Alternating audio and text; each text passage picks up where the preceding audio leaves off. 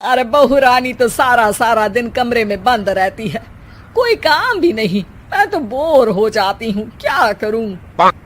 तभी मीना की सहेली रीना उससे मिलने आती है। अरे मेरे घर का भी यही हाल है, बेटा ऑफिस और बहू कमरे में बंद, समय काटे नहीं कटता। लेकिन अब सच मानो तो वक्त ही नहीं है कि वक्त से रोटी भी खा लूं। अरे बहन, मुझे भी बता दे कौन सा जादू चलाया है, मैं भी अब जिंदगी के बचे कुचे दिन आराम से काट लूं।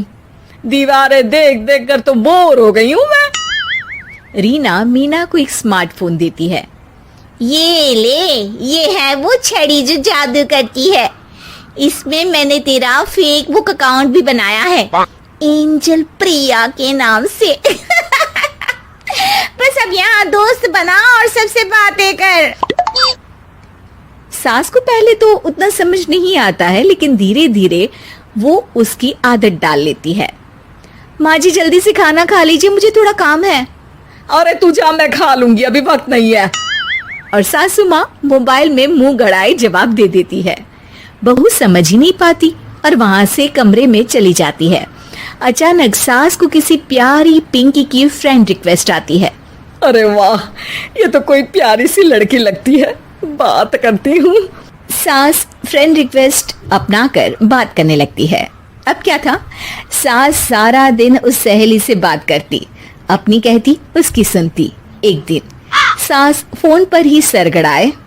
अरे बहू, जरा मंदिर के लिए थाली सजा दे, आज कीर्तन है। बहू फोन पर किसी को मैसेज टाइप करते कहती है। माँ जी क्या है, अब मुझे क्या पता कि आपको कौन कौन से भगवान की पूजा करनी होती है। तभी सास के पास कोई मैसेज आता है। अच्छा अच्छा ठीक है, रहने दे, मैं ही कर लूंगी। अब मैंने मना थोड़ी ना किया है, कर देती हूँ मैं। अब मैंने भी बोला ना कि थोड़ी देर में बात करती हूँ, तो मैं ही कर लेती हूँ, तू जा अपने कमरे में। बहू वहां से चली जाती है। सास मंदिर पहुंचती है और मंदिर की सीढ़ियों पर बैठकर सास फोन पर लिखती है। अरे मेरी बहू सारा दिन अपने कमरे में बैठी रहती है। वहां से रिप्लाई आता है। मैं आपकी बहू को तो जानती नहीं हूँ, लेकिन हाँ एक बात है, हो सकता है आपने उसे ताने दिए होंगे या फिर उसका दिल दुखाया होगा। ऐसा करने पर बहुओं का मन ससुराल से हट जाता है। याद रखिए, बहू और बेटी में फर्क होता है।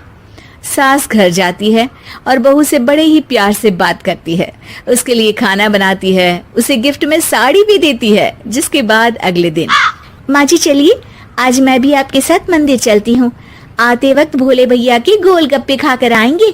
अरे हाँ बहू, ये तो अच्छा है, चलो। सास मन में सोचती है कि उसकी फेक बुक वाली दोस्त कितनी अच्छी है। उसके समझाने से उसे उसकी बहू वापस मिल गई। वो बहू को अपनी दोस्त के बारे में बताने का सोचती है, लेकिन फिर चुप हो जाती है। बहू फोन पर टाइप करती है। मेरी सास मुझे नौकरानी समझती है, एक गिलास पानी तक खुद नहीं लेती। मन तो करता है कि बोल दूं, मैं बहू हूँ, कोई नौकरानी नहीं। वहां से रिप्लाई आता है। देखो, तुम्हारी सास को तो मैं भी नहीं जानती, लेकिन वो बुजुर्ग होंगी। पूरा जीवन उन्होंने घर गृहस्थी चूल्हा चौका में निकाल दिया। और फिर तुम ये भी मत भूलो कि जिस पति पर तुमको इतना गर्व है, उसे भी शिक्षा उन्होंने ही दी है। तो जिसने तुम्हें इतना दिया, क्या तुम उनकी थोड़ी सी सेवा नहीं कर सकती? बहू भी अगले दिन से सास का सारा काम करती, उनके पैर दबाती, उनका ख्याल रखती, उनके साथ घूमने जाती। एक दिन सास, बहू ये लो मेरा हीरे का हार। पहले तो सोचा था कि अपनी बेटी को दूंगी, लेकिन आज जब मेरे हाथ पैर में दर्द था तो तुम मेरा साथ दे रही थी। समय पर खाना पानी देकर तुमने ही मेरा बुढ़ापे में साथ दिया। उसके हिस्से का बहुत कुछ मैं उसे दे चुकी हूँ, लेकिन ये अब तेरा। बहू तो ये देखकर खुशी से उछली जाती है। वो सास को गले लगाकर कहती है। माँ जी, आज सच में बहुत अच्छी है। भला हो उस एंजल प्रिया का, जिसने मुझे आपसे वापस मिलवा दिया, वरना मैं तो हमेशा आपको गलत ही समझती। मैं तो सोचती थी काश वो एंजल प्रिया मेरी सास होती। क्या नाम लिया बहू?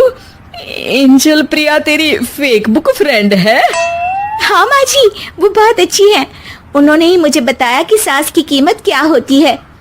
अरे बहू, कहीं तू प्यारी पिंकी तो नहीं? जी माँ जी, मैं ही हूँ प्यारी पिंकी। क्यों? सास बहू को गले लगाकर कहती है।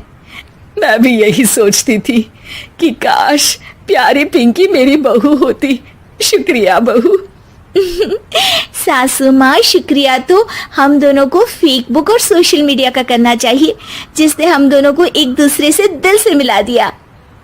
अब तक दोनों को समझ आ गया था कि जो खुशी वो बाहर ढूंढ रहे थे, सच में तो वो उनके घर में ही थी।